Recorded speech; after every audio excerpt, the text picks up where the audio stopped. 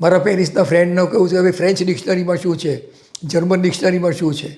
Same thing અધિષ્ઠાન means location અને environment. અમે સૌથી વધારે અમારી પોતાની ફિલ્મ ઉતારીએ છીએ.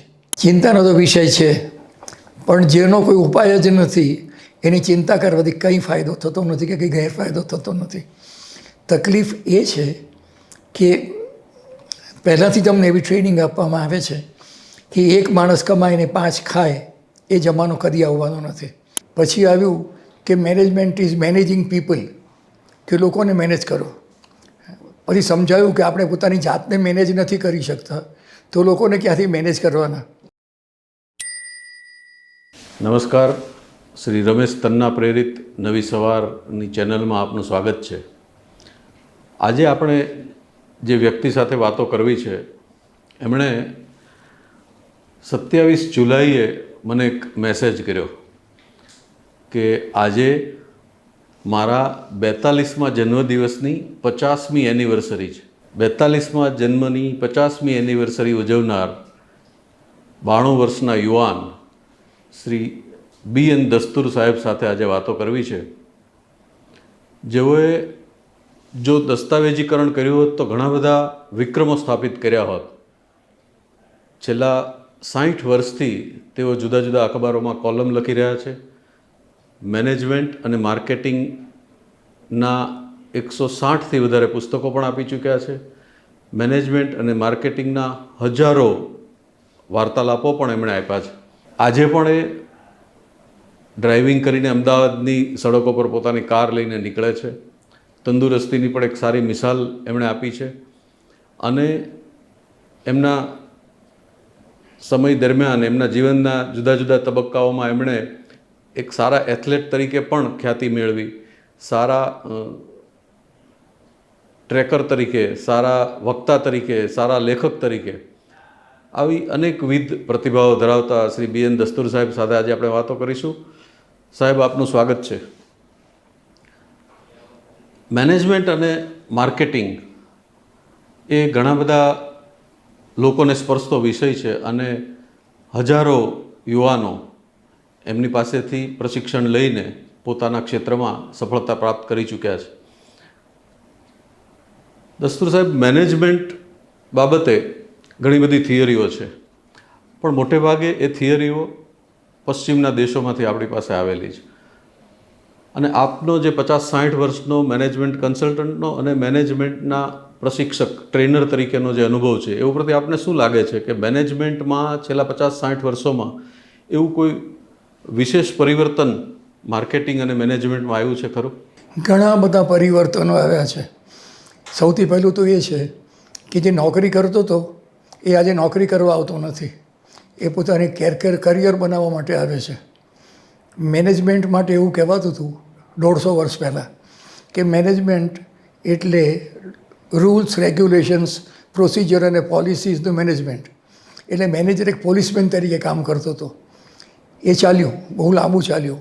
પછી આવ્યું કે મેનેજમેન્ટ ઇઝ મેનેજિંગ પીપલ, કે લોકોને મેનેજ કરો. પછી સમજાયું કે આપણે પોતાની જાતને મેનેજ નથી કરી શકતા તો લોકોને ક્યાંથી મેનેજ કરવાના. હવે આજે એ છે કે મેનેજમેન્ટ ઇઝ લોકોનું મેનેજમેન્ટ નથી, રૂલ્સ રેગ્યુલેશન્સનું મેનેજમેન્ટ નથી. It's is a management of the knowledge of people. લોકોના મગજમાં જે જ્ઞાન છે એનું મેનેજમેન્ટ છે. ટાટા, ઇન્ફોસિસ, વિપ્રો જેવી મોટી કંપનીઓ છે એમાં વાઇસ પ્રેસિડેન્ટની નિમણૂક કરે છે કે who is called vice president corporate intelligence. જે આખી કંપનીમાં ઇન્ટેલિજન્સ છે એનું એ ગોડાઉન બનાવે અને જરૂર પડે ત્યારે જે તે મેનેજરને યોગ્ય માત્રામાં યોગ્ય સમયે પહોંચાડે. આ એક બીજી વસ્તુ થઈ રહી છે. ત્રીજું એ થયું કે આપણે પહેલાં નોકર કહેતા હતા, પછી આપણે એને એમ્પ્લોયી કહેતા હતા, હવે આજે એને નોલેજ વર્કર કહેવાય છે. જે પણ કોઈ કર્મચારી કામ કરે છે એ નોલેજ વર્કર છે, કારણ કે એની પાસે જે નોલેજ છે મોટે ભાગે એના બોસ પાસે નથી. રતન ટાટા તાજ ચલાવે પણ એને કોફી બનાવતા આવડતું નથી. બહુ મોટી ટ્રાન્સપોર્ટ કંપનીના મેનેજરને ગાડી ચલાવતા આવડતું હોતું નથી. એટલે એ નોલેજ વર્કર છે. અને એ કન્સેપ્ટ અત્યારે, એ તો બહુ જૂનો કન્સેપ્ટ છે પણ અત્યારે ઉંચકાયો અને એનાથી લોકોને ખબર પડી કે જે માણસ કામ કરે છે એ વીઆઈપી છે. જે હાયરાર્કી હતી ને કે સૌથી વધારે અગત્યનું આને એવરીબડી ઇઝ ઇમ્પોર્ટન્ટ, એટલો આ ફેરફાર થયો છે. અને સીઈઓ હોય, સૌથી જે મોટો હોય, એની ફરજ શું છે એના પર તો મેં લગભગ અમેરિકા યુરોપમાં સેમિનારો એટેન્ડ કર્યા છે. તારણ આજે એવું છે કે સીઈઓનું કામ ફક્ત એક જ છે. શનિ રવિ તો રજા હોય છે બહાર, શુક્રવારે જે માઇન્ડસેટથી માણસ ઘરે જાય કે હવે મજા શનિ રવિ છે, મજા કરવા જઈશું, ફરવા જઈશું વગેરે વગેરે, એ જ માઇન્ડસેટથી એ સોમવારે પાછો આવે, એ જોવાનું કામ સીઈઓનું છે. That's all. એટલે ફેરફાર તો બધા ઘણા થયા છે, હું માનું છું હજી પણ થશે. પણ જ્યારે તમે કર્મચારીને વીઆઈપી બનાવો ત્યારે બધું બરાબર થઈ જતું હોય છે. આપનો જે 50-60 વર્ષનું નિરીક્ષણ છે મેનેજમેન્ટની દુનિયામાં, માર્કેટિંગની દુનિયામાં, લાંબા સમય સુધી અસર કરી શકે એવા, અને ભારત હોય કે વિદેશની કોઈ પણ સંસ્થા હોય, કોઈ કોર્પોરેટ્સ કંપની હોય, એને સુચારુ રૂપે ચલાવવા માટે પાયાના 3 સિદ્ધાંત જો તારવવા હોય કે જે પહેલાં પણ લાગુ પડતા હતા અને આજે પણ લાગુ પડે, તો એવા 3 સિદ્ધાંતો ક્યાં કહી શકાય? એ સિદ્ધાંતો આજની ભાષા આજે સૌથી નંબર 1 ઇઝ કે દરેક કર્મચારીને એવી લાગણી થવી જોઈએ કે એ કંઈ કોન્ટ્રીબ્યુટ કરી રહ્યો છે. નંબર 2 ઇઝ દરેક કર્મચારીના મગજમાં તુક્કા આવતા હોય છે. એ 10માંથી 9 નકામા હોય, પણ એક તો સારો હોય ને, પણ 10એ 10 તુક્કા સાંભળનારો કોઈ હોવો જોઈએ. આ બીજું. અને ત્રીજું, રિવોર્ડ સિસ્ટમની અંદર ફેરફાર થવા જોઈએ. રિવોર્ડ આપવા બહુ ડિફિકલ્ટ છે. જે મને ગમતું હોય એ રિવોર્ડ જેને હું આપું એને ગમે નહીં એ પણ ઇઝ પોસિબલ. પણ એમાં ફેરફાર હવે એ થવા માંડ્યા છે કે બે મેનેજરો છે, બંને એકદમ સરસ છે, પણ એમાંથી એક જણે 2 છગ્ગા મારી દીધા. હવે એની કદર કરવી જોઈએ ને, પણ એની કદર કરીને એને પ્રમોશન આપી શકતા નથી, કારણ કે બીજાને ખોટું લાગશે. એનો પગાર વધારી શકતા નથી. એટલે મેં જ્યારે આ શરૂ કર્યું ત્યારે મેં એક નવી વસ્તુ લઈ આવ્યો કે ડિસ્ક્રિશનરી ફંડ. હું જ્યાં કન્સલ્ટન્સી કરું છું ત્યાં મારી શરત, મારી ફી નક્કી કરવા પહેલાં હું કહું કે મને કન્સલ્ટન્સી પછી મને ડિસ્ક્રિશનરી ફંડમાં કેટલા પૈસા આપવાના છો. લોકો નોર્મલી મને 6-1 લાખ રૂપિયા તો આપી જ દે છે. એ મારું ડિસ્ક્રિશનરી ફંડ છે. એને હું કઈ રીતે વાપરું એ મારે જોવાનું છે. It is like a discretionary fund of a chief minister. રેલવેમાં અકસ્માત થાય ને 4 જણા મરી ગયા, દરેકને 2 લાખ રૂપિયા આપ્યા. બીજે દિવસે 4 જણા મરી ગયા, એને 3 લાખ રૂપિયા આપ્યા. તો કોઈ પૂછતું નથી કે પહેલાંને 2 ને અને 3 કેમ આપ્યા. એનું ડિસ્ક્રિશન છે. એ પ્રમાણની આ ડિસ્ક્રિશનરી ફંડ હોય એ જરૂરી છે. અને મેં એમ તો કહ્યું એમ કે સૌથી વધારે અગત્યનું એ છે કે માણસના મગજમાં જે તુક્કા આવે ને એ સાંભળવાની જરૂર છે. અને માણસનું ઇવેલ્યુએશન થતું હોય ને એના માટે બધું જાતનું હોય છે. મેં 2 ચોપડીઓ લખી છે, 360 ડિગ્રી ઇવેલ્યુએશન. એટલે એક માણસને ઇવેલ્યુએટ કરવાનો હોય ને તો એના સબોર્ડિનેટ પણ કરે, એના બોસ પણ કરે, કસ્ટમર પણ કરે, 360 ડિગ્રીઝ. એ બધું છે, મેં જોયું છે. મેં ઇન્ટેલની સ્ટડી કરી છે, મેં માઇક્રોસોફ્ટની સ્ટડી કરી છે, અને છેલ્લે ઇવેન્ચ્યુઅલી એમ આવે છે કે બધું કર્યા પછી જે બોસ કહે સાચું. એટલે એનો અર્થ સાહેબ એવો કે મેનેજમેન્ટની થિયરી જેટલી છે એ બધી જ પ્રેક્ટિકલમાં મુકાતી નથી, અથવા મુકાય છે તો એમાં કંપની કે કોર્પોરેટ્સ કે જે તે સંસ્થા પોતાની રીતે ફેરફારો કરીને એ થિયરીને થોડી મોડિફાઈ કરીને મૂકતી હોય છે, એવું માની શકાય. એ વાત સાચી છે. એનું કારણ છે કે સમય, સંજોગો, અને આપણે ગ્લોબલાઇઝ વર્લ્ડમાં છીએ.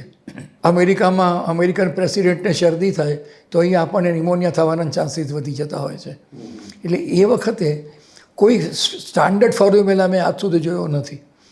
મેં બધી ઘણી કંપનીઓની સ્ટડી કરી છે. મેં આપને કહ્યું તેમ મેં ઇન્ટેલની સ્ટડી કરી, માઇક્રોસોફ્ટની સ્ટડી કરી, અને એપલના સ્ટીવ જોબ્સ, હું જ્યાં કુપરટીનોમાં રહું છું ત્યાંથી 1 કિલોમીટર પર એમની ઓફિસ હતી. એ બધાની સ્ટાઇલો જુદી છે. અને sometimes it works, sometimes it does not. પણ એવું થયું છે કે જમાનો એટલો બધો બદલાઈ જાય છે, એટલી બધી અનસર્ટેનિટી છે, એટલી બધી વોલેટિલિટી છે કે કંપનીની જે એવરેજ ઉંમર હતી ને એ લગભગ 40 વર્ષ ગણાતી હતી કે એ કંપની 40 વર્ષ જીવે. એ ઘટીને 17 વર્ષ અત્યારે એવરેજ કહે છે લોકો. છતાં પણ તમે જુઓ તો ટાટાને 125 વર્ષ થઈ ગયા, ગોદરેજ તમે જુઓ એને 100 વર્ષ થઈ ગયા, શાપુરજી પાલનજીને 100 વર્ષ થઈ ગયા. આ બધા છે ને એ લોકો એક જ વસ્તુ પકડી રાખી કે આપણે આપણી જે શક્તિ છે એ કંપની ચલાવવા માટે વાપરવાની. આપણે કે વાંકું ચૂકું કરીએ તો એમાંથી ફાયદો થતો હોય એ બધો ફાયદો આપણી એનર્જી એના લડવામાં વપરી જતી હોય છે. જે પૈસા કમાયા ને એ વકીલોને આપવા પડતા હોય છે. એટલે એવું કંઈ કરવાનું જ નહીં કે જેનાથી આપણે કંઈક ખોટું કરીએ અને એને બચાવ કરવા માટે પકડી ગયા તો શું કરવાનું. એમાંથી જે કંપનીઓ નીકળી ગઈ, Wipro for example, Infosys for example, એ લોકો તમને એમાં નહીં દેખાય કે એને કંઈ કર્યું ને પછી એના પર કેસ થયો. કારણ કે દરેકની પ્રાયોરિટી જુદી જુદી છે. ફોર એક્ઝામ્પલ ધીરુભાઈ અંબાણીની પ્રાયોરિટી હતી કે મારા શેર હોલ્ડરને કંઈ ના થવું જોઈએ અને એ માટે કંઈ પણ કરવા તૈયાર હતા. કરવા જેવું કરવાનું, ના કરવા જેવું કરવાનું, પણ મારા શેર હોલ્ડરને કંઈ ના થવું જોઈએ, એને નુકસાન નહીં થવું જોઈએ. હવે એ ફિલોસોફી જુદી છે અને એ ફિલોસોફી માટે કામ કરવાની પદ્ધતિ જુદી છે. જ્યારે ઘણા એમ કહે છે કે ભાઈ આપણે શેર હોલ્ડરો માટે નથી કામ કરતા, આપણે આપણા કસ્ટમર માટે કામ કરીએ છીએ. તો એ કસ્ટમરની ઉપર ધ્યાન આપે છે. મેં જોયું છે કે પહેલાં કસ્ટમર સેટિસ્ફેક્શનની વાત ચાલતી હતી, પછી આવ્યું કસ્ટમર ડિલાઇટ. હું આજે એમ માનું છું કે કસ્ટમરને ડિલાઇટ કરવા પણ ઇન્ટરેસ્ટ નથી, એને સિડ્યુસ કરવો પડે છે. તમારે કસ્ટમરને ગર્લફ્રેન્ડ છે કે બોયફ્રેન્ડ છે એ પ્રમાણે ટ્રીટ કરવો પડે છે. એટલે આ એક નવો કન્સેપ્ટ યસ. અને મેં જોયું ગુજરાતી ભાષામાં માર્કેટિંગની જે ચોપડીઓ છે એમાં મારી ચોપડી એક સ્ટાન્ડર્ડ ટેક્સ્ટબુક તરીકે વપરાય છે. ઘણી મલ્ટિપલ એડિશન થઈ. હવે મેં એની નવી એડિશન કરવાથી ના પાડી, કારણ કે હવે marketing is only one type of marketing. એનું નામ છે રિલેશનશિપ માર્કેટિંગ. કસ્ટમર તમારો દોસ્તાર હોવો જોઈએ, એ તમારો મિત્ર હોય, એ સિવાય બીજું કોઈ માર્કેટિંગ છે નહીં. પણ જ્યારે સાહેબ આખું વિશ્વ એક બજાર છે ત્યારે અમેરિકાનું ઉત્પાદન થતું હોય એ મેન્યુફેક્ચરર કે ઉત્પાદક છે અને એનો ઉપભોક્તા છે, એનો વપરાશકર્તા છે, એ ભારતમાં બેઠો છે. તો એ બંને વચ્ચે મિત્રતાના સંબંધો આમ શક્ય નથી, પણ મને એ પ્રોડક્ટ જે પહોંચાડે છે એને મારી સાથે મિત્રતા હોવી જોઈએ, એવું થોડું આપણે વધારે ઝીણવટથી વાત કરી શકીએ. એ વાત સાચી છે. પણ હવે તો કોમ્યુનિકેશન, તમે મારી સામે બેસીને વાત કરતા હો કે હું તમારી જોડે અમેરિકામાં વાત કરતો હોઉં, કંઈ ફરક પડતો નથી. અને મેં એ જોયું છે કે જે બહુ સારી સારી કંપનીઓ છે એ વર્ચ્યુઅલી તો કોન્ટેક્ટ રહે જ છે, પણ થોડે સમયે ઇમ્પોર્ટન્ટ કસ્ટમર પાસે પોતાના ડેલિગેશનો મોકલે છે, માણસો મોકલે છે. ફોલો. અને એક જ સવાલ કે અમારી જોડે કામ કરવામાં તમને શું તકલીફ પડે છે એની વાત કરો, આપણે બેસીને સોલ્યુશન લાવી દઈએ.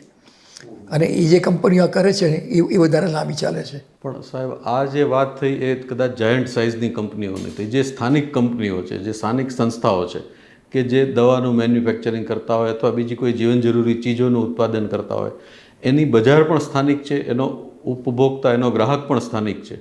તો એ લોકો માટે આ વધારે સરળ રહે એવું બને.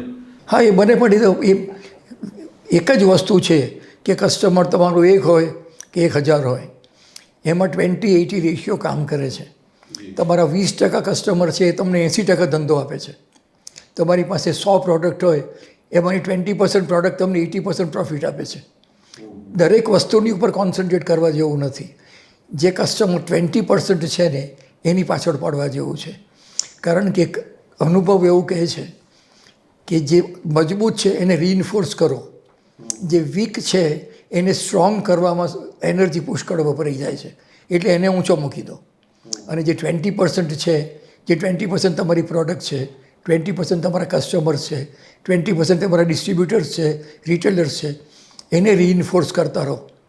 અને મારા કન્સલ્ટન્સીમાં મેં લગભગ મારી સૌથી પહેલી કન્સલ્ટન્સી ટોરન્ટ હતી. એ તો બહુ નાની કંપની હતી. મહેતા સાહેબ તે વખતે તો જીવતા હતા. અને ત્યારથી મને ખબર પડી ગઈ કે જે વીક છે, કંપનીની અંદર વીક છે, એને કોઈને મેન્ટરને સોંપી દેવાનો કે ભાઈ તું આને તું બોલાવ, મારી પાસે સમય નથી. ગરબડ ક્યાં થાય છે કે બધા મેનેજરો જે વીક છે એની પાછળ લાગી જાય છે. એટલે ભાઈ જે સ્ટ્રોંગ છે ને એને નિગ્લેક્ટ કરવાની ટેવ પડી જતી હોય છે. અને જે કામનો માણસ છે ને એને વખાણના બે શબ્દ કહેનાર કોઈ છે નહીં. એટલે એટ્રિશન જ્યારે થાય છે એ સૌથી મોટું પ્રોબ્લેમ છે કે તમે 5ને લઈ આવો અને તેમાંથી 4 નીકળી જાય, 3ને લાવો તેમાંથી 2 ભાગી ગયા. સૌથી મોટું કારણ એ છે કે એમના તરફ ધ્યાન ઓછું થતું જાય છે. એ ખોટું છે. એમના પર જ ધ્યાન આપવાની જરૂર છે અને એમને જ સાંભળવાની જરૂર છે. અને એ 20%ને તમારે કહેવાનું છે કે તું મારા માટે VVIP છે, બીજા બધા VIP છે, તો મારા માટે VVIP છે. જેને આ 20%ને સાચવ્યા ને એ લોકો જ સચવાય છે, પછી નાનો હોય કે મોટો હોય. એનો અર્થ આપણે એવો કરી શકીએ કે અત્યાર સુધી આપણે મેનેજમેન્ટ સ્કિલ એવો શબ્દ વાપરતા હતા. સ્કિલ એટલે એવી કુશળતા કે જે શીખવી શકાય છે, પણ મેનેજમેન્ટ માત્ર સ્કિલ નથી, આર્ટ પણ છે. એટલે આર્ટ અને સ્કિલનું યોગ્ય મિશ્રણ જો બને તો કદાચ એનું અમલીકરણ વધારે વાસ્તવિક. સ્કિલ તો શીખવી શકાય છે, બરાબર, પણ જે મેનેજમેન્ટમાં ટેલેન્ટ જોઈએ ને એ શોધવી પડે છે. ઇન્ટરવ્યૂમાં પહેલાં પૂછતા હતા કે બાપા શું કરે છે અને મમ્મી શું કરે છે અને બધું જાત એ બધા જમાના પતી ગયા. ઇન્ટરવ્યૂ આજે બિહેવિયરલ ઇન્ટરવ્યૂ થાય છે.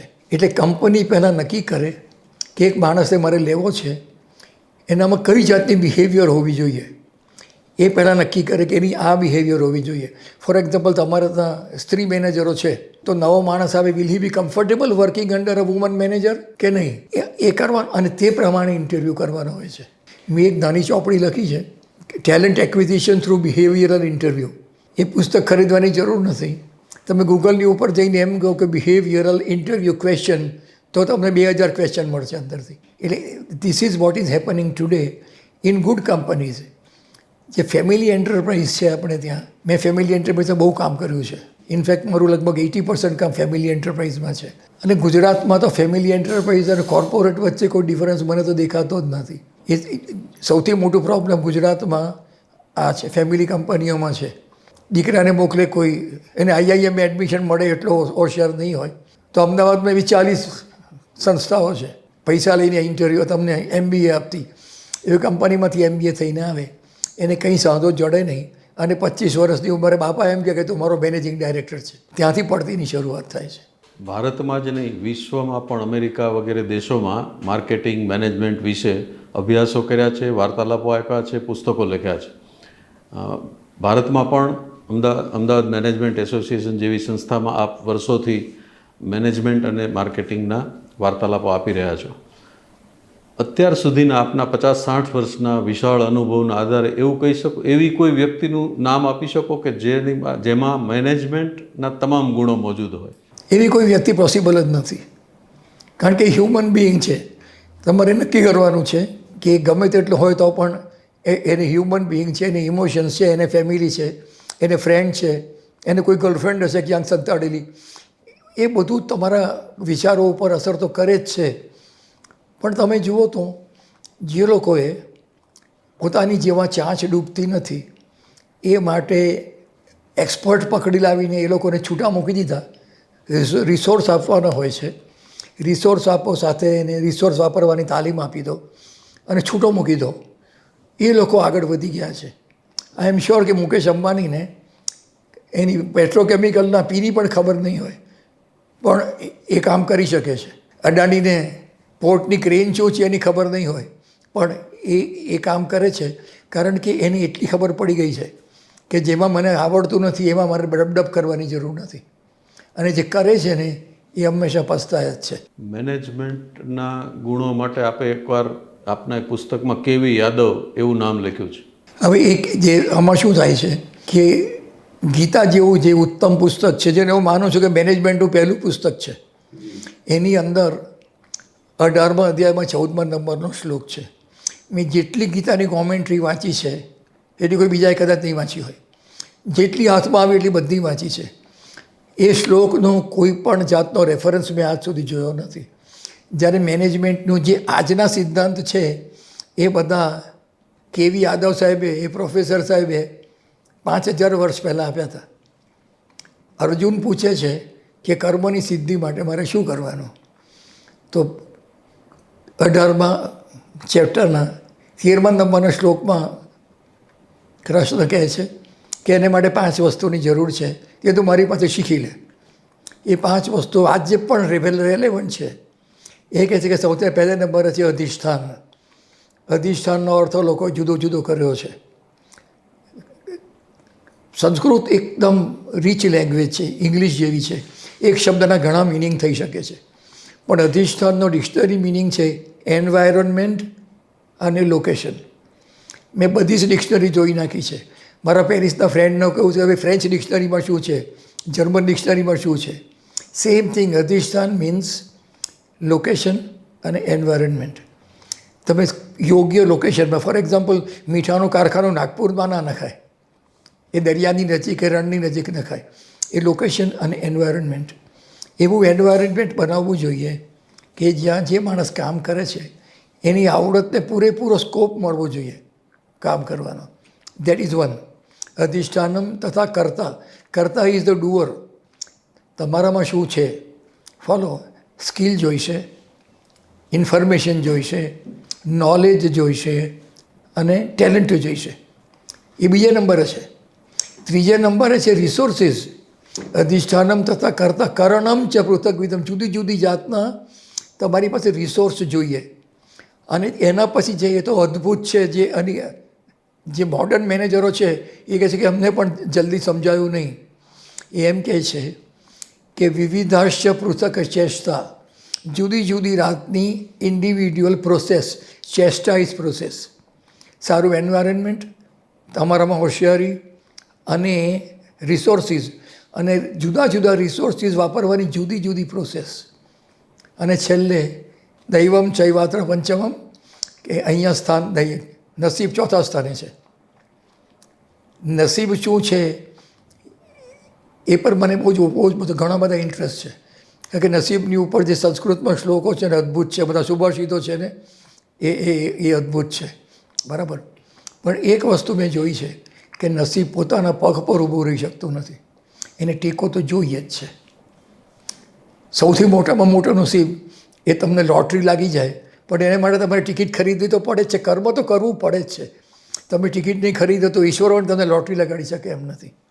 આ જે અદ્ભુત શ્લોક છે ને એ ક્યાંય દેખાતો નથી. એટલે ભગવદ્ ગીતા છે એક રીતે જોઈએ તો મેનેજમેન્ટની ઘણી બધી ટ્રિક્સ, ઘણી બધી યુક્તિઓ આપણને આપે છે.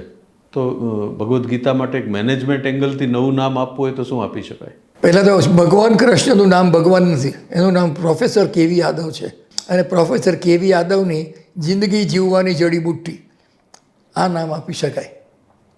મેં જોયું છે કે હમણાં જ મેં એક પ્રોગ્રામ કર્યો ફોર ચિલ્ડ્રન. 145 જણા હતા. એ લોકોની ઉંમર 12 વર્ષથી શરૂ કરીને લગભગ 20-30 વર્ષ સુધીની હશે, બરાબર. મેં કોઈ ભગવાન કૃષ્ણ બોલ્યો જ નથી. હું કેવી યાદવ સિવાય. એ લોકોને એમ લાગે કે હા ભાઈ આ બધી વાત, કેવી યાદવ હુમ વી ઓલ્સો કોલ કૃષ્ણ, એની આપણે વાત કરીએ એમ. એ ખરેખર અદ્ભુત કિતાબ છે, પણ કબાટોમાં છે. આપના ભગવદ્ ગીતા ઉપરના એક પુસ્તકને ગુજરાત પાઠ્યપુસ્તક મંડળે બાળકો માટેના અભ્યાસક્રમમાં પણ સ્થાન આપ્યું છે. એ માટે પણ આપને ઘણા ઘણા અભિનંદન આપીએ એટલા ઓછા છે. એક પારસી સદગૃહસ્થ હોવા છતાં હિન્દુ ધર્મનો આપનો અભ્યાસ ઘણો બધો નોંધપાત્ર છે. સંસ્કૃતનો અભ્યાસ આપે કહ્યું એમ ઘણો બધો નોંધપાત્ર છે. અને પારસી સાહિત્યનો પણ આપનો અભ્યાસ ઘણો બધો છે. તો હવે આપણે આપના વ્યક્તિત્વના બીજા પાસાની વાત કરીએ તો દરેક વ્યક્તિઓમાં એક હ્યુમર હોય છે, પણ પારસી હ્યુમર જે છે એ વિશ્વવિખ્યાત છે. એની પાછળનું કારણ શું? પારસીના ડીએનએમાં એવું શું છે કે જે એને હ્યુમરસ વ્યક્તિત્વ આપે છે? હું એમ માનું છું કે હિન્દુસ્તાનમાં પારસીઓનો સ્ટેટસ જાડા માણસનો છે. એ ભાગી જઈ શકતો નથી ને લડી શકતો નથી, ફક્ત હસી શકે છે. ત્યાંથી શરૂ થયું હશે મને ખબર નથી, પણ જે હ્યુમર છે ને એ ધીરે ધીરે ડીએનએમાં ઘૂસી ગયો છે.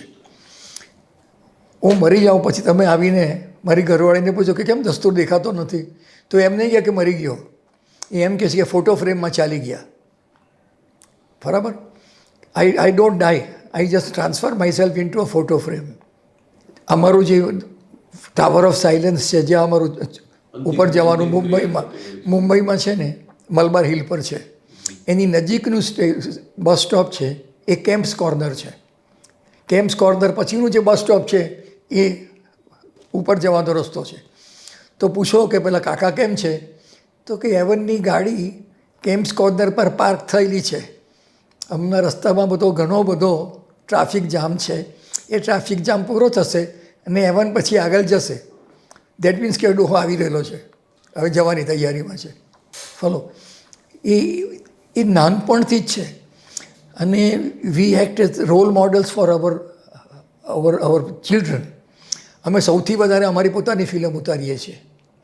તમને તમારી દિનચર્યાની ખબર છે કે હું રાત્રે 3 વાગે સૂઈ જાઉં અને સવારે નાસ્તો ખાઈને 10 વાગે ઊંઘી જાઉં. કોઈ ફોન કરે મારી ઘરવાળીને કે દસ્તુર કાં છે, તો એને ખબર ના પડે કેમ કે ઊંઘે છે, કેવી રીતે બોલે. બરાબર. એટલે મેં મારું નામ જ પોપકોર્ન પાડ્યું છે. મારા ગ્રેન્ડ પન્સન પાસે કૂતરો છે, એ ફક્ત એક જ કામ કરે, ખાઈને ઊંઘી જાય, ખાઈને ઊંઘી જાય. બરાબર. તો કોઈ પ્રોબ્લેમ નથી. મારા ગ્રેટ ગ્રેન્ડ ચિલ્ડ્રન મને પોપકોર્ન કહે છે, કોઈ પ્રોબ્લેમ નથી. કારણ કે એ when you start laughing at yourself then people know what humour is. પણ આપે જે વાત કરી કે આપને ધારો ત્યારે સૂઈ જઈ શકો છો, તો આપની લાઈફસ્ટાઈલ વિશે પણ બીજી થોડી વાતો કરો, જે આપની તંદુરસ્તીનું પણ રહસ્ય છે અને આટલા સફળ જિંદગીનું પણ રહસ્ય છે. મને આ સવાલ વારંવાર પૂછાય છે. રહસ્યમાં કોઈ છે જ નહીં. અમને કડી યુનિવર્સિટીમાં એક પ્રોગ્રામ હતો જેમાં ઇત્તફાકથી તમે પણ હતા, સાથે આવ્યા હતા. મારી તો મને પૂછ્યું હતું કે તમે શું ખાઓ છો. મેં કીધું કે હું માણસ સિવાયનું બધું ખાઉં છું અને દારૂ સિવાયનું બધું પીવું છું, વિચ ઇઝ અ ફેક્ટ. બરાબર. ક્યારે શું ખાવાનું, ક્યારે ઊંઘવાનું, ક્યારે કસરત કરવાની, એવું કહેનારા જે બધા હતા, મને સમજાવનારા હતા ને, એ બધા ઉખલી ગયા જો હું છું. કોઈ કંઈ there is nothing that is special. બરાબર. કસરત કરવી હોય તો મારી પાસે 1 લીટર પાણીની 2 ખાલી બાટલીઓમાં મેં રેતી ભરી છે. મન થાય ત્યારે હાથમાં ઉચકીને એમ કરવાનું પત્યું. બાકી હું માનું છું કે ડીએનએમાં છે તમારા. બાકી બીજી બધી તો વાર્તાઓ છે. પારસી કોમ્યુનિટીની આપણે વાત થાય છે, તો હવે વૈશ્વિક લેવલે, વૈશ્વિક કક્ષાએ પારસી વસ્તીમાં ઘટાડો થઈ રહ્યો છે. તો એ એક પારસી સમુદાય માટે થોડો ચિંતાનો વિષય ખરો કે નહીં? ચિંતાનો તો વિષય છે, પણ જેનો કોઈ ઉપાય જ નથી એની ચિંતા કરવાથી કંઈ ફાયદો થતો નથી કે કંઈ ગેરફાયદો થતો નથી. તકલીફ એ છે કે પહેલાંથી તમને એવી ટ્રેનિંગ આપવામાં આવે છે કે એક માણસ કમાઈને 5 ખાય એ જમાનો કદી આવવાનો નથી. એટલે મોસ્ટલી પેરેન્ટ બંને નોકરી કરતા હોય. અને મોદી સાહેબે પારસી કોમ્યુનિટીને વસ્તી વધારવા માટે જીઓ પારસી નામની એક મુહિમ શરૂ કરી છે. એને જીઓ પારસી કહે છે. 27 કરોડ રૂપિયા આપ્યા અને 3 વર્ષ પછી પૂછ્યું કે તમે કેટલો પ્રોગ્રેસ કર્યો, તો કે 100 છોકરાને જન્મ આપ્યો. બરાબર. 3 વર્ષ પછી 27 કરોડ. આજે પણ મારા ગ્રેન્ડ ચિલ્ડ્રનને ત્યાં એક નાનું બેબી આવે અને હું એની દરકાર કરવા માટે જો જાઉં ત્યાં, તો સરકાર મને 3000 રૂપિયા મહિને આપવા તૈયાર છે આજે પણ. પણ એવું કંઈ થતું જ નથી. અને વસ્તી હું માનું છું તેમ you must differentiate between what is a Parsi and what is a Zoroastrian. Zoroastrian is a person who follow Zoroastrian religion અને પારસી ઇઝ અ પર્સન કે જે 1400 વર્ષની વાત પર ઈરાનથી અહીંયા આવીને ઇન્ડિયામાં સેટલ થયો. એ પારસીઓ અહીંયા 53,000 ઇન્ડિયામાં અને અબાઉટ 50-60 હજાર બહાર છે. એક પ્રવચનમાં આપે એવું કહ્યું હતું કે અમે પારસીઓ ઘરમાં ગુજરાતી બોલીએ છીએ. એની પાછળનું કોઈ કારણ શું? એનું પાછળ એક સિમ્પલ કારણ છે. અમે જ્યારે આવ્યા 1400 વર્ષની વાત ઉપર, ત્યારે પહેલાં દીવ ગયા. 9 વર્ષ સુધી દીવમાં રહ્યા. પછી દીવમાં બધી ઇન્ફ્લુઅન્સ વધવા માંડી, મુસ્લિમ ઇન્ફ્લુઅન્સ વગેરે. એટલે અમે સંજાણ આવ્યા. અને પેલી વાર્તા છે ને કે દૂધમાં ખાંડ નાખી. મારે જાણવું છે કે 1500 વર્ષની વાત ઉપર ખાંડની શોધ થઈ હતી કે નહીં એ મને ખબર નથી. અને ખાલી ડોહો ક્યાંથી ખાંડ પકડી લાવ્યો તે મને ખબર નથી. અમારો ઇતિહાસ એમ કહે છે કે એને પોતાની વીંટી નાખી હતી. પણ ખાંડ નાખવાથી બધું જાતની વસ્તુ થઈ શકે છે. લોકોને ગળે ઉતરી જાય ને. એટલે વાર્તા પ્રમાણે ખાંડ બરાબર છે. પણ ત્યારે અમે એમને થોડાક પ્રોમિસ આપ્યા હતા. ત્યાંના રાજાને આપે. એમાં રાજાને જે પ્રોમિસ આપ્યા હતા એ પ્રોમિસમાં એક પ્રોમિસ એવું હતું કે અમે દુનિયામાં ગમે ત્યાં જઈશું ત્યાં ગુજરાતી બોલીશું. હવે મારી ગ્રેન્ડ ડોટર છે, મારા દીકરાની દીકરી છે, એનો જન્મ અમેરિકામાં થયો છે, બરાબર. ગુજરાતી બોલે જ નહીં. હું જ્યારે પહેલી વાર ગયો અને જ્યારે થોડીક સમજણી થઈ 4-5 વર્ષની, ત્યારે મેં એને સમજાવ્યું કે તું જે કરે છે ને, you are breaking a promise, કે જે આપણા વડવાઓએ પ્રોમિસ આપ્યું હતું એ બ્રેક કરવામાં મજા નહીં આવે. તો એને પારસી બોલતી થઈ, ગુજરાતી બોલતી થઈ ગઈ. લખતા નથી આવડતું, વાંચતા નથી આવડતું, પણ ઘરમાં ગુજરાતી જ બોલાય છે એટલે એને પણ ગુજરાતી બોલતા આવડી ગયું. તમે એ પણ તમે જોશો કે પારસી લેડી જ્યારે લગ્ન કરે છે ને ત્યારે ગુજરાતી સાડી પહેરે છે. હાજી, એ અવારનવાર જોયું છે. એ તમે જુઓ તો અરે એક ગુજરાતી સાડી જ પહેરશે. અને અત્યારે તો ઓછું થઈ ગયું, બાકી અમારે ત્યાં જે મંત્ર ભણાય ને એને આશીર્વાદ કહે છે. હાથમાં ચોખા લઈને પેલો નાખે, એની અંદર સંસ્કૃત આશીર્વાદ પણ અંદર. મારા મેરેજમાં હતા, મારા મેરેજમાં મને મેરેજ કર્યો એને સંસ્કૃતમાં આશીર્વાદ નાખ્યા હતા. આજે એ તો બધું પ્રિસ્ટ જ દેખાતા નથી ઘણા, પણ એ પણ હતું. અને that is the main reason કે પારસી જ બોલાય છે. અને અમારું પારસી થોડું જુદું છે. પણ ગુજરાતીને વિદેશોમાં પણ જીવતી રાખવામાં પારસી કોમ્યુનિટીનો આવું સરસ યોગદાન છે એ જાણીને દરેક ગુજરાતીને આનંદ થાય એ સ્વાભાવિક છે. સાહેબ, આજે આપણી વાતચીતનો છેલ્લો પ્રશ્ન આપને કહું કે 50-60 વર્ષથી આપ પ્રવૃત્તિશીલ રહ્યા છો, એનાથી પણ વધારે વર્ષોથી. સ્પિરિચ્યુઅલ આપની અંદરની સાધના પણ ચાલી જશે, બહુ સ્વાભાવિક છે, કારણ કે જ્ઞાન એમને એમ નથી આવતું. તો સ્પિરિચ્યુઅલ ક્ષેત્રે, આધ્યાત્મિક ક્ષેત્રે અથવા જે મન સમજી ન શકે એવા ક્ષેત્રમાં આપને કોઈ એવા અનુભવ થયા છે જે અમારા દર્શકો સાથે વહેંચવા માગતા હો? એવા મને 3 અનુભવ થયા છે. હું જ્યારે ઇન્ટર સાયન્સમાં નાપાસ થયો ત્યારે મને થયું કે મારે ભણવું નથી, એટલે હું ઇલેક્ટ્રિશિયન થવા માટે કોઈ ઇલેક્ટ્રિશિયન જોડે જોડાઈ ગયો, બરાબર. મારા ફાધર કંઈ બોલ્યા નહીં, પણ એક વિદ્વાન, અમારા ધર્મના વિદ્વાન નવસારીમાં લેક્ચર કરવા આવ્યા. મારા ફાધરે એને ચાવી મારી કે આ છોકરાને સમજાવો કે કોલેજ પાછી જોઈન કરે.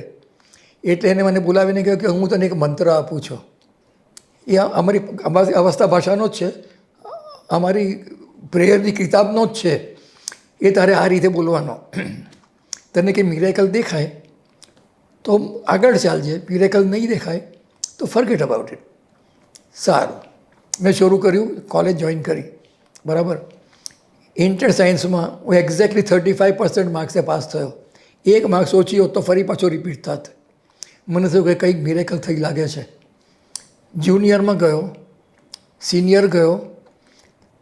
સિનિયરનું પહેલું પેપર હતું ને, એટલું બધું ખરાબ ગયું કે મને થયું કે આજે બધું મને થતું હતું ને, સક્સેસ મળતી હતી, એ કોઇન્સિડન્સ હતો. આ પ્રેયર કંઈ કામ કરતી નથી. અમારે ત્યાં દિવસ સૂર્યોદયની 26 મિનિટ પહેલાં શરૂ થાય, રાતના 12 વાગે નહીં. સૂર્યોદયની 26 મિનિટ પહેલાં શરૂ થાય, રાતના 2 વાગે. ફર્સ્ટ ટાઈમ ઇન 4 years મેં પ્રેયર નહીં કરી કે મેં કોઈ બધું ખોટું હોઈ જવા દો ને, જે થવાનું હશે થશે. 4 વર્ષ સુધી આપણે પ્રાર્થના કરી એ દિવસે. અને વુડ યુ બિલીવ કે લગભગ રાતના 3 વાગે કોઈ મને તમાચો માર્યો અને એમ કહ્યું આર્ટિફિશિયલ ટ્રાન્સમ્યુટેશન વાંચ. હજી મને નથી બરાબર યાદ છે. પહેલાં ખબર જ નહીં પડી કે આર્ટિફિશિયલ ટ્રાન્સમ્યુટેશન શું છે. It was 1952. પછી લાગ્યું કે આ કે એટમની, કારણ કે એટમ બોમ્બ પડ્યો હતો 40 at the end of the 45માં પડ્યો હતો. એટલે મને થયું કે એ વાંચવા દો. વાંચ્યું. 1952 ગુજરાત યુનિવર્સિટીનું એસેનું પેપર, BScનું, question number 1A, write an essay on artificial transmutation. એક પ્રેરણા આપને એવી મળી. That was one. હું જ્યારે મેનેજર હતો, ફિલ્ડ મેનેજર હતો પાર્ક ડિવિઝમાં, મારી પાસે ગુજરાત અને રાજસ્થાન હતું. મને ગાડી ચલાવવાનો ક્રેઝ છે, એટલે હું કહ્યું વિમાનમાં કે જતો નહીં. દિલ્હી જવું હોય તો કારમાં ચાલી જવાનું, જયપુરમાં એક હોટ લેવાનો, બીજે દિવસે દિલ્હી. હું નડિયાદ જતો હતો ને રસ્તાની ઉપર એક બેન રસ્તો રોકી છે, તો આવા બધા મોટા મોટા રસ્તાઓ નહોતા, રસ્તામાં આ રીતે ઊભી રહી ગઈ હતી. મેં ગાડી ઊભી રાખી, બહાર નીકળીને કહ્યું કે બેન આપઘાત કરવો હોય તો મારી ગાડી પકડવાની શું જરૂર છે, કોઈ ટ્રક તને વહેલી ઉપર લઈ જશે. તો કે મારે કંઈ સાંભળવું નહીં, મને તમે નડિયાદ લઈ જાઓ, નહીં તો મારી સાસુ મને મારી નાખશે, મારે જવાની જરૂર જ છે. મેં કહ્યું જો બેન હું કોઈ લેડીને લિફ્ટ આપતો નથી, કારણ કે ડર લાગે છે. છતાં તું કે તો પાછળ ગઈ ગયા, પાછળ બેસાડી અને સૌથી પહેલું જે બસ સ્ટોપ આવ્યું ને ત્યાં મારી ગાડી ઊભી રાખીને પૂછ્યું નડિયાદ જવું છે કોઈએ, તો 4 જણા આંગળી ઊંચી કરી. એમાંથી મેં બેને બેહાડે, એક પાછળ બેસ તો આગળ બેસ, હવે આઈ એમ સેફ. ઉતરીએ આવીને મને કહે છે કે થેન્ક યુ, હું તમને મારી પ્રેયરમાં યાદ કરીશ. હવે આવું તો બધું દુનિયામાં થતું હોય છે. નીકળી ગયું. 1969માં રેલી હતી, બહુ ભયંકર રેલી હતી, કાર રેલી હતી. હું અને મારી વાઈફ પણ અંદર, બંને વાઈફે પેસેન્જર તરીકે, બરાબર. જીપીએસ તો હતું નહીં, તો બધા જે રસ્તાની ઉપર લેન્ડમાર્ક હોય ને એમાં એમ લખ્યું કે tree in the centre of the road, ત્યાંથી જમણી બાજુ જવાનું છે, બરાબર. તે જેવું ટ્રી મેં જોયું ને 120 કિલોમીટરની સ્પીડ હશે. મેં તો ગાડી ડ્રેગ કરીને, તકલીફ એ થઈ કે જે આ રસ્તો હતો ને એ કોન્ક્રીટનો હતો ને જે જ્યાં હું વળ્યો ને એમાં ધૂળ હતી, તો ગાડી પાછળથી ઊભી થઈ ગઈ અને 120ની સ્પીડ હતી, બરાબર. અને હું બ્રેક મારું તો પાછળને વ્હીલ તો આવા, બરાબર. બધું અંદર તો ભાંગફોડ થઈ ગઈ. મારો કો ડ્રાઈવર હતો, આવીને મારા પર પડ્યો અને બધું. એટ ધેટ ટાઈમ મને બરાબર વિઝન મારી સામે આવ્યું, પેલી છોકરી દેખાઈ. હજી મારા મગજમાં જતું નથી. એ છોકરી મને યાદ પણ નહોતી, પણ મને લાગ્યું કે આ જ છે એમ. અને પછી ગાડી પોતાની મેળે સીધી થઈ ગઈ અને રેલી જીત્યા અમે લોકો. ફોલો. એ મારો બીજો અનુભવ. બેંગ્લોરમાં રાતના 2 વાગે ઉઠીને મેં વર્ડ ઓફ માઉથની ઉપર એક આર્ટિકલ લખ્યો ભાસ્કર માટે. એમાં એવું લખ્યું હતું કે વર્ડ ઓફ માઉથની જે પબ્લિસિટી છે એનાથી નહીં બને એવું પણ બની શકે છે. દાખલા તરીકે શાહીબાગમાં કેમ્પના હનુમાન નામનું નોન ડિસ્ક્રિપ્ટ ટેમ્પલ છે. શબ્દ વાપર્યો નોન ડિસ્ક્રિપ્ટ, કે જેને ડિસ્ક્રાઇબ કરવા જેવું નથી, નાનું છે. એ રાતના 2 વાગે, સવારે 6 વાગે મારી દીકરીનો ફોન આવ્યો કે મારી ગાડીની ઉપર વાંદરો કૂદ્યો છે અને એને એટલું નુકસાન કર્યું છે કે આગળ ઉપરનું ટોપ તોડી નાખ્યું, આગળનો કાચ તૂટી ગયો, પાછળનો કાચ તૂટી ગયો, ઇવન અંદરનો કાચ બી તૂટી ગયો. ફોલો. કોઇન્સિડન્ટ કહો તો કોઇન્સિડન્ટ કહો, મને કંઈ ખબર નથી, પણ બહાર નીકળતી વખતે જે બધાને હું બધું જાતના છે. ફોર એક્ઝામ્પલ, હું બેગમ અખ્તરને બાય બાય કર્યા વગર બહાર નીકળતો નથી, ફોર એક્ઝામ્પલ, બરાબર. એ બધા એમાં મેં હનુમાન દાદાને બેહાડી દીધા કે ભાઈ કે ગાડી એવી તોડી નાખી હતી કે ટોપ તો પરથી કંપનીએ મોકલવું પડ્યું, નવું ટોપ એ લોકો અહીંયા વેલ્ડિંગ કર્યું. આ 3 અનુભવ છે, ખરી ખોટી ભગવાન છે. ના, પણ જે શ્રદ્ધા છે અને સંકોર એવા 3 અનુભવો અમારા દર્શકોને પણ ગમ્યા હશે, મને ખાતરી છે. આપ અહીંયા અમારા સ્ટુડિયોમાં આવ્યા અને માર્કેટિંગ મેનેજમેન્ટથી શરૂ કરી અને સ્પિરિચ્યુઅલ એક્સપિરિયન્સ, આધ્યાત્મિક અનુભવો સુધીની ઘણી બધી વાતો આપે કરી. એ માટે નવી સવાર વતી આપનો ખૂબ ખૂબ આભાર માનીએ છીએ. આપને સુંદર સ્વાસ્થ્ય માટેની શુભકામનાઓ પણ આપીએ છીએ. અને હવે આપ જ્યારે સેન્ચુરી કરશો ત્યારે આપણે ફરી વખત ઇન્ટરવ્યૂ માટે ચોક્કસ મળીશું. આપનો ખૂબ ખૂબ આભાર. Thank you.